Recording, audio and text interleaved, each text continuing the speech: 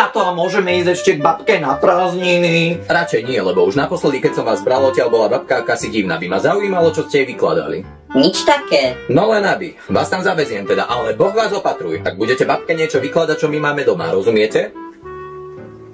Later. Na za chvíľku pôjdeme do kostelíka a jak budete aj poslúchať, tak vám dám nejaké prekvapenie. A dáš aj tatovi? Na prečo tatovi? Keď on už nedostane nikdy. Lebo vieš, keď sme minule mame povedali, že tato chodí vymetať komín tete krčmarke, tak mama do neho začala hádzať všetky taniere a poháre. A takto škaredo na neho kričala, že no, už aspoň teraz viem, že prečo si nevymietol komín pol roka vlastnej žene. A tomu nechápem, lebo my komín doma ani nemáme. A mama tatovi potom povedala, že už mu nikdy nedá, že keď sa ostať s nami bývať, tak nech si to robí sám. Ale my nevieme čo, lebo to sme nepočuli. Ale to bude asi to prekvapenie.